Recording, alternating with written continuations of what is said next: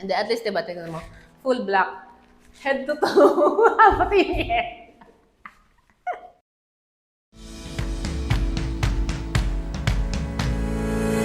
Hi everyone, this is Aza Yubikalana Gym Home Finder in Pampanga. And we are here today at Metrogate Subdivision, which is very close to Marquee Mall and Angeles exit. For those who wants to location which is very close to going to Manila and Subic.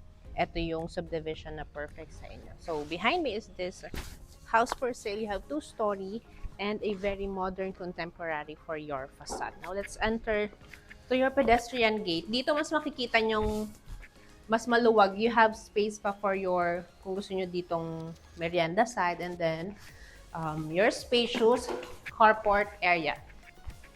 Kasya yung dalawang sasakyan kahit yung artista van pa. And then for your gate, bifold siya.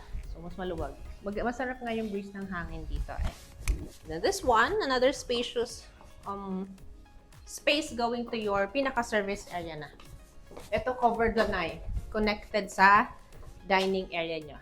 And ito another, para mas ma-access nyo lang yung pinakalikod ng service kitchen. Kumbaga, yun yun.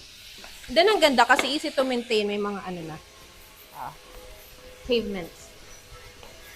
Right? Ang gandang accent nito, ang ganda ng tiles na to. Rough textured yung niya, design. Ang ganda lang. And you have a fully covered for your porch. Ay, sorry. Now, pasukin na natin yung loob. Baka iwan ko lang yung shoes ko kasi it says to remove your shoes. Respect natin yan. I'll see you inside. Welcome to your dream home. Solid wood for your pinaka-main door. And then this one, accent siya. Tapos, meron siyang mga glass panels. So, the house comes unfurnished. Papakita ko na lang how spacious yung area. So, right here, pagpasok natin ng pinaka-main door nyo, you can still put up to 4-seater sofa set for this area. Ito yung carport naman. Ayan. Ganyan siya ka-spacious. And then this one, meron ng abang for the TV nyo, kahit 65 to 75 kaya dyan. And may TV console na siya na napaka-tibay. Then, usog tayo ng konti. Napaka-warm ng itsura ng magiging dining area nyo.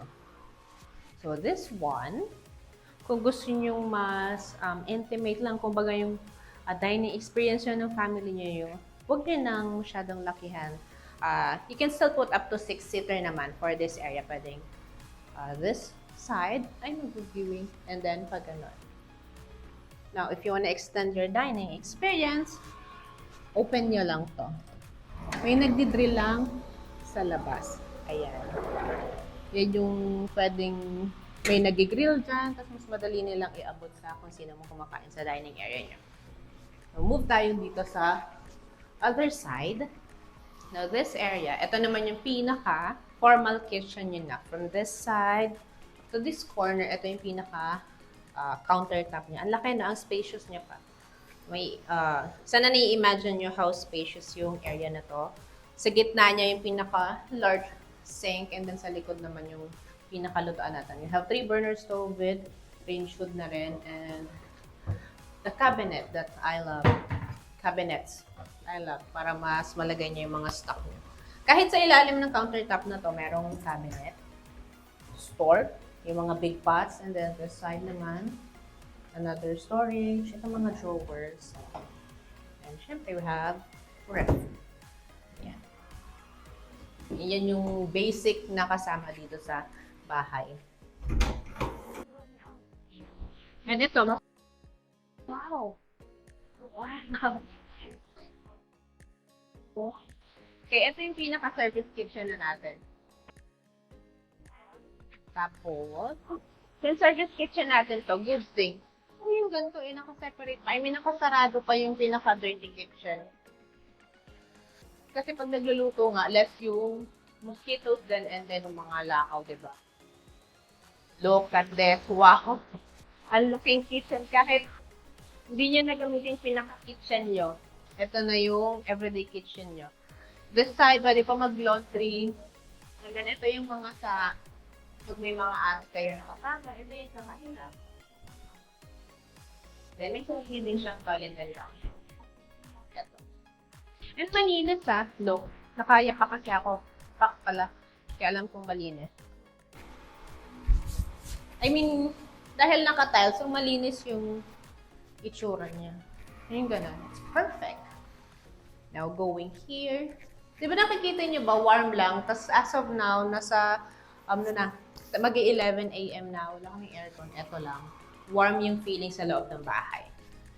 And, this is a 4-bedroom. Meron tayong for our guests or pag may parents tayong magiging kasama sa bahay.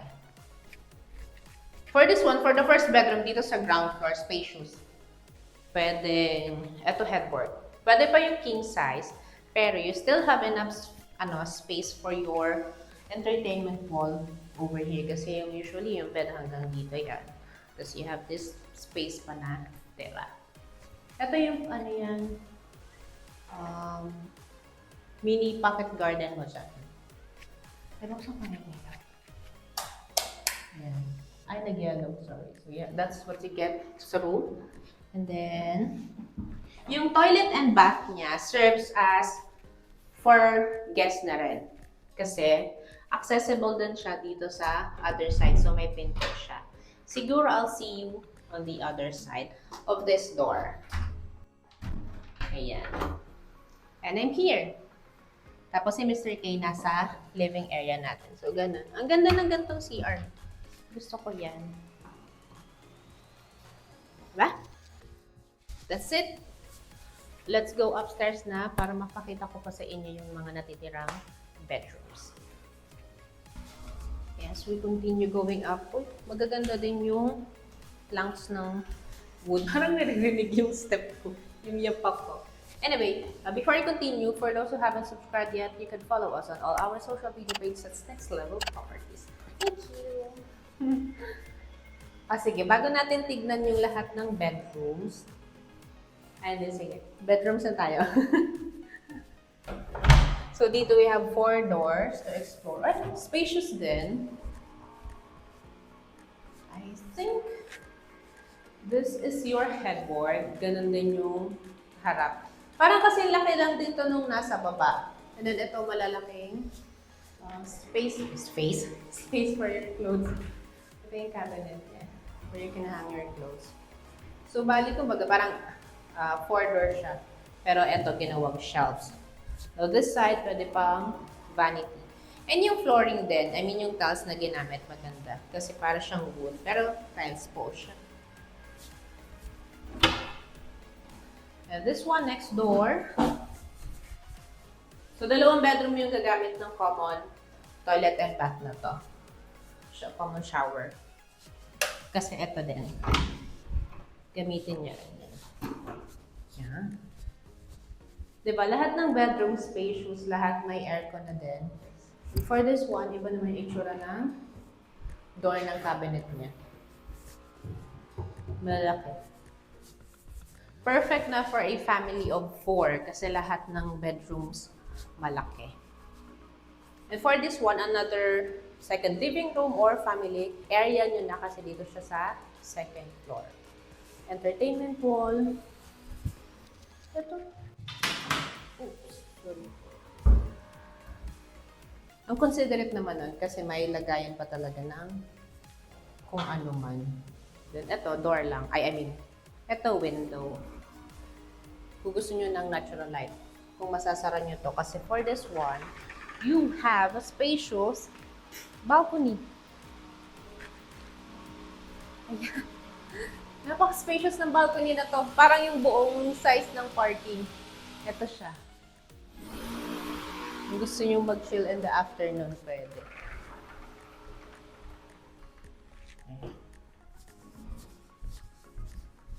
And last bedroom, syempre yung primary bedroom. Tara, pasok. Ayan. For this room, primary bedroom, kasya yung king size. Paigo. Na-distract ako nung ceiling. May design kasi. Ito, entertainment wall and balcony. Ito, may sarili siyang balcony. Ayan. Front of the property. Enough space for a coffee in the morning. And another door leads to our toilet and bath. Own toilet and bath and walk-in cabinets. Magaganda yung mga yellow kasi na color sa room talaga. Iba lang yung registration natin yan sa video. Shower, you have your large sink, and then dito part yung toilet. And for the cabinet, eto siya. You have these huge sliding doors and also serves as mirror na rin. Full size body mirror. That's it. Ito, pwede ng vanity area. That's it. For the quick recap, sige, ulitin ko na lang. Dito sa balcony nyo. Alright. For the quick recap, again, this is located here in Metro Gate Subdivision, Angeles City, Pampanga. Very close to Marquee Mall and Angeles Exit. The subdivision is secured. The house sits at 165 square meters for the lot area, and you get 220 square meters for your floor area. This is 4-bedroom, 3 toilet and bath. You have your 2-vehicle carport, and the house comes unfurnished. Future homeowners, let's move beyond the open budget myth and focus on what truly matters. Finding a home that's right for you. Again, this is Salsa Bicolana Dream Home Finder in Pampanga. See you on our next video.